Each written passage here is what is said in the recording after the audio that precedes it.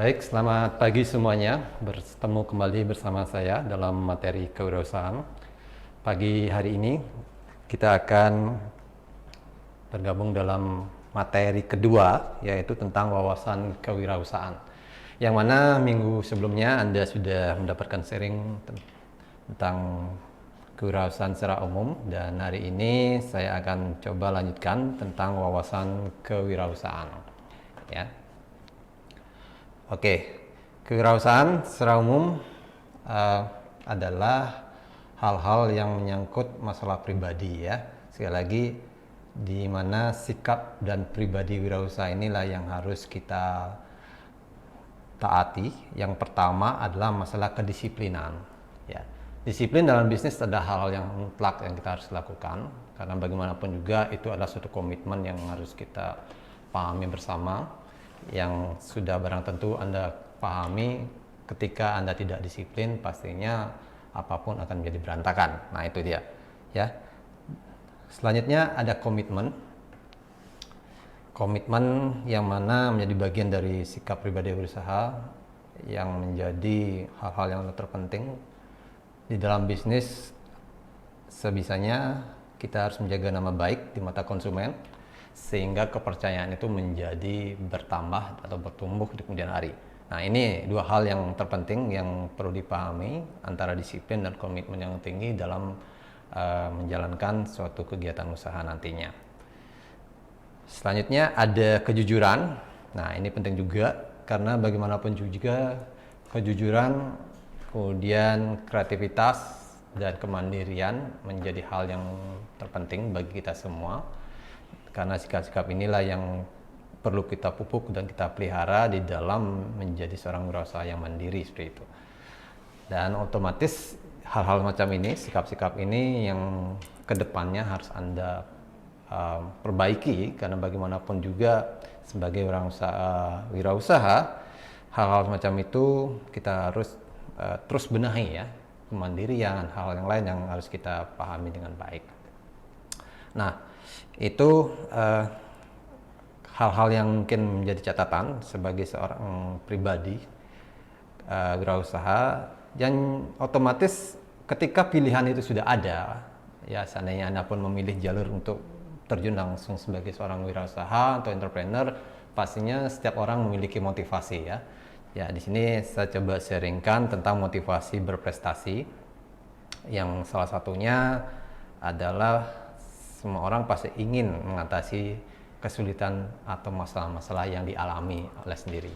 Ya, jadi ketika kesulitan itu ada, pastinya ada solusi. Nah, inilah yang saya maksud, bagaimana semua orang harus bermotivasi menyelesaikan masalahnya sendiri ya, terutama dalam bisnis sekalipun. Jangan sampai ketika baru ada masalah langsung Anda menyerah tanpa solusi. Nah, itu yang harus menjadi catatan ke depan, bagaimana sikap-sikap ini harus kita pahami dengan baik, atau motivasi-motivasi ini yang perlu kita tanamkan dari sejak awal. Hal yang lain pastinya sikap-sikap yang harus kita tingkatkan adalah bagaimana berani menghadapi risiko. Ya, di dalam bisnis risiko pasti ada, ya itu harus pasti ya. Tapi dalam konteks jangan takut gagal situ ya. Jadi kita selalu melihat, mengevaluasi keberhasilan kegagalan kita dalam proses bisnis itu. Ya, di dalam proses keberhasilan kegagalan di kemudian hari pastinya ada tantangan-tantangan. Nah, ini yang harus Anda pahami. Karena tantangan-tantangan itu berupa peluang dan ancaman, itu pasti datang di setiap saat, yang menjadi bagian dari kegiatan-kegiatan bisnis kita ke depan. Oke. Selanjutnya ya, perlu dipahami kebutuhan seseorang itu. Tadi ada motivasi, dorongan-dorongan yang pastinya di sini saya bisa sharekan. Pertamanya adanya kebutuhan atau needs of achievement, di mana kita harus bisa menentukan tujuan awal, kemudian perencanaan yang baik, pengumpulan informasi, lalu Anda punya ide usaha, lalu Anda implementasikan dan Anda coba evaluasi dengan baik. Nah, itu dia. Lalu motivasi kedua, need for independency. Ya, kebutuhan ini akan menguji seorang entrepreneur menghasilkan sesuatu yang berbeda. Ya, itu ya.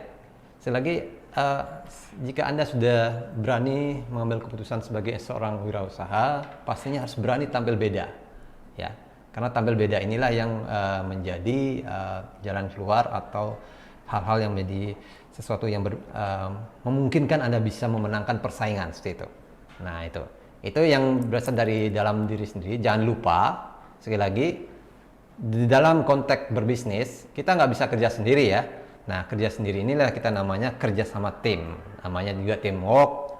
Jadi otomatis ada hal kerjasama yang mungkin Anda bisa lihat di slide, bahwasanya itu merupakan kebutuhan yang dalam konteks ya untuk mencapai suatu tujuan kita nggak bisa kerja sendiri ya. Nah, dalam konsep kita pasti tetap melakukan manajemen usaha yang baik.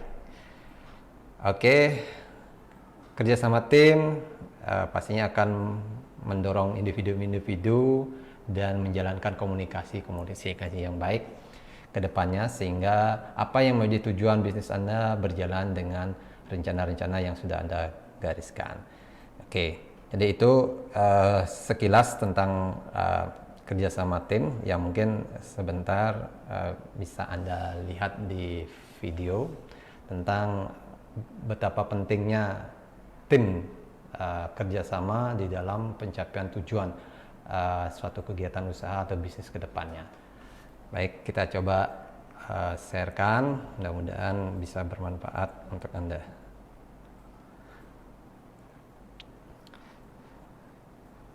Ya, di sini kita lihat sementara kerjasama tim. Anda perhatikan jika Anda memulai usaha atau jadi seorang pekerja, barangkali ketika Anda bekerja sendiri pasti beban itu akan terasa berat ya. Nah, ini Anda lihat begitu besar tanggung jawab yang dibebankan oleh atasan. Lalu kita lihat lagi dalam sebuah tim kita memerlukan bantuan orang lain di dalam proses pelaksanaan pekerjaan. Nah, ini dia, jangan lupa di dalam sebuah tim pastinya ada saja orang-orang atau pekerja-pekerja kita yang kurang efektif, yang terkesan mungkin dia seolah-olah membantu tapi menghambat pekerjaan kita. Artinya, nah inilah menjadi catatan kita, jangan sampai kita memiliki tim, memiliki banyak orang tapi tidak menyelesaikan masalah itu. Nah, Anda bisa lihat di slide, di gambar video itu ada orang-orang atau ya 1-2 orang yang berusaha menggagalkan tujuan dari kegiatan kita. Apalagi ya pasti ada saja orang-orang yang bersifat perusak atau berusaha menggagalkan rencana kita secara tidak langsung. Artinya dia seolah-olah membantu tapi akhirnya dia mencoba menggagalkan tujuan yang telah ditetapkan. Nah, ini yang sangat berbahaya ya dalam organisasi atau tim kerja. Ini yang harus Anda perhatikan. Jangan sampai banyak orang tapi tidak efektif. Dan ya, Anda coba lihat. Ya, kelompok yang lain mereka bekerja sangat efektif, menjalankan tugas kompak sesuai dengan tujuan. Nah, kalau sudah mengetahui ada orang-orang yang tidak bermanfaat dalam organisasi Anda atau tim Anda, ya silakan Anda berhentikan atau kurangi orang-orang yang tidak bermanfaat atau tidak produktif itu ya. Ya, mulailah bekerja secara produktif dengan membagi tugas yang baik, artinya tidak ada perkalian, kemudian itu. Nah, kurang lebih itu ilustrasinya dari saya.